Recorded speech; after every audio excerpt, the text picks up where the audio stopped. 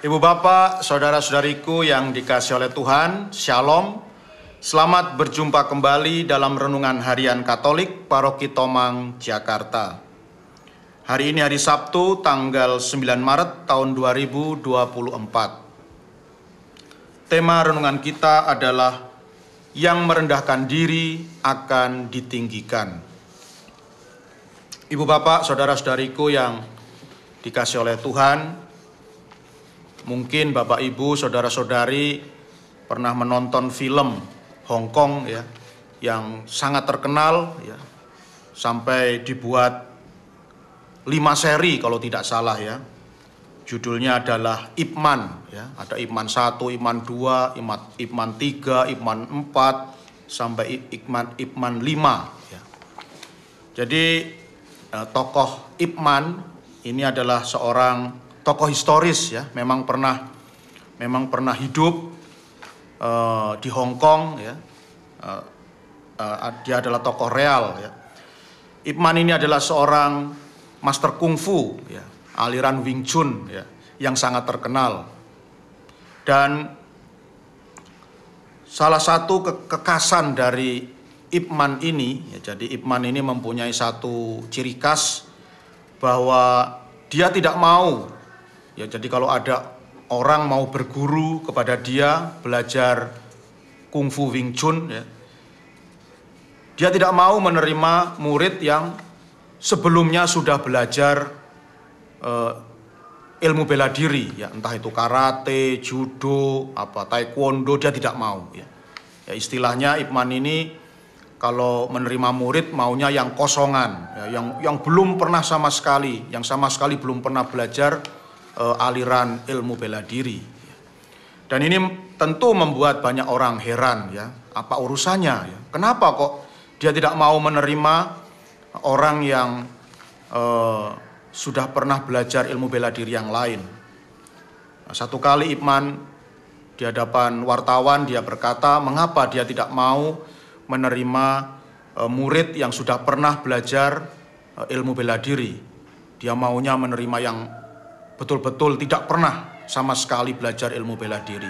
Dia berkata, Ip Man ini berkata bahwa biasanya orang yang sudah pernah belajar ilmu bela diri datang ke tempat latihan saya, datang ke dojo saya itu membawa perasaan sombong ya. Jadi bahkan mereka bersikap bahwa ilmu bela diri yang sudah pernah mereka pelajari ya, entah itu karate, judo, taekwondo, pencak silat ya, mereka selalu menganggap bahwa ilmu bela diri mereka itu jauh lebih baik daripada ilmu bela diri yang saya ajarkan, yaitu kungfu aliran Wing Chun ya.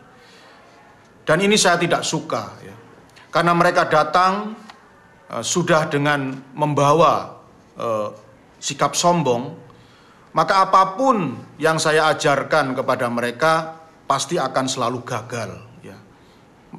Mereka belajar tidak sepenuh hati ya, tidak dengan sepenuh hati karena sifat kesombongan mereka.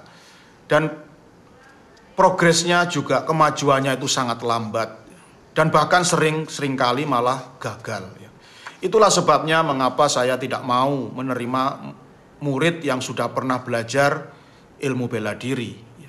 Karena kebanyakan datang dengan sikap yang sombong, yang arogan, dan itu justru ya membuat mereka gagal dalam belajar kungfu yang saya ajarkan. Jadi bagi saya justru saya kasihan pada mereka, sudah buang-buang waktu, buang-buang uang, tidak ada hasilnya. Jadi lebih baik tidak usah masuk perguruan saya.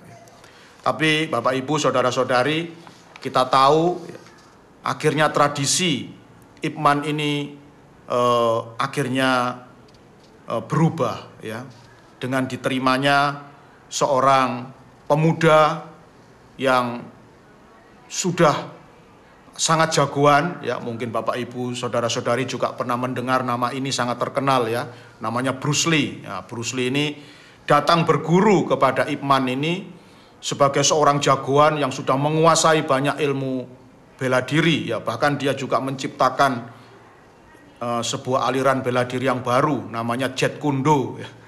Dia seorang jagoan yang sudah ternama, dia datang kepada Ipman, dan anehnya Ipman mau menerima dia sebagai murid. Ya. Ketika ditanya, kenapa kok kamu mau menerima Bruce Lee yang sudah sangat pandai dan sangat ahli ilmu bela diri? Dan Ipman berkata, saya mau menerima dia karena Bruce Lee ini saya tahu dia adalah seorang yang rendah hati, bukan orang yang sombong, maka saya pun mau menerima dia. Nah, ibu bapak, saudara-saudari yang dikasihi oleh Tuhan, demikian pula dalam hal hidup rohani. Banyak orang ketika dia baru mulai belajar hidup rohani, dia sudah merasa dirinya itu sudah sempurna, ya, sudah hebat, sudah tahu segala-galanya. Ya, maka ya akhirnya usahanya untuk mendalami hidup rohani itu gagal total. Ya, tidak ada hasilnya apa-apa karena dia datang dengan membawa sikap sombong. Dia sudah datang dengan sebuah perasaan bahwa dirinya itu adalah orang yang sudah sempurna, orang yang sudah baik, orang yang tidak perlu lagi mendapatkan koreksi dan kritik. Dan akhirnya dia pun ya gagal dalam menghayati hidup rohani.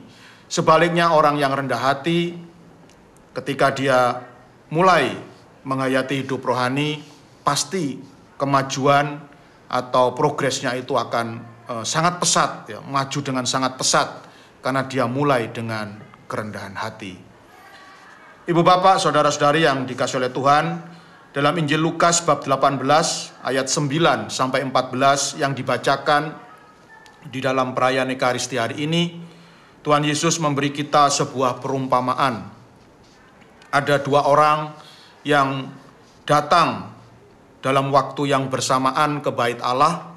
Yang satu adalah orang Farisi dan yang satunya lagi adalah seorang pemungut cukai yang dianggap sangat berdosa oleh orang-orang Farisi. Dan mereka sama-sama berdoa di bait Allah. Tetapi corak doanya itu sungguh sangat berbeda. Kita lihat doa orang Farisi ini adalah berbunyi demikian. Ya Allah, aku mengucap syukur kepadamu karena aku tidak sama seperti orang lain. Aku bukan perampok, bukan orang lalim, bukan pezina, dan bukan juga seperti pemungut cukai ini. Bayangkan, ibu bapak, saudara-saudariku yang dikasihi oleh Tuhan, jadi orang Farisi ini dalam doanya pun dia masih bisa menyombongkan dirinya. Ya, dalam doanya pun dia masih bisa menghina si pemungut cukai ini. Ya, ketika berdoa masih bisa menghina orang lain, luar biasa ya. Dan inilah contoh dari orang yang sombong, orang yang arogan, yang merasa dirinya sudah sempurna, yang merasa dirinya tidak perlu perbaikan lagi. Lalu untuk apa dia berdiri di hadapan Tuhan? Dia pasti akan mengalami kegagalan di dalam usahanya untuk menghayati hidup rohani. Dan berbeda dengan si pemungut cukai yang sangat rendah hati ini, dalam doanya dia berkata, Ya Allah, kasihanilah aku orang yang berdosa ini. Hanya itu yang dia ucapkan di hadapan Tuhan. Ya Allah, kasihanilah aku orang yang berdosa ini. Dia sama sekali tidak mengurusi orang lain, ya. Dia sama sekali tidak melihat dosa-dosa orang lain. Dia fokus pada dirinya sendiri sebagai orang yang berdosa. Dan karena kerendahan hatinya, maka Tuhan Yesus pun bersabda,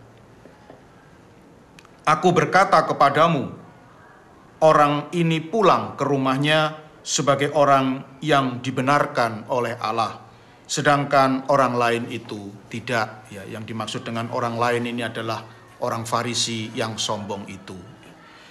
Nah, ibu bapak, saudara-saudariku yang dikasihi oleh Tuhan, dari sabda Tuhan hari ini kita akhirnya tahu bahwa menghayati hidup rohani itu sungguh-sungguh perlu yang namanya kerendahan hati.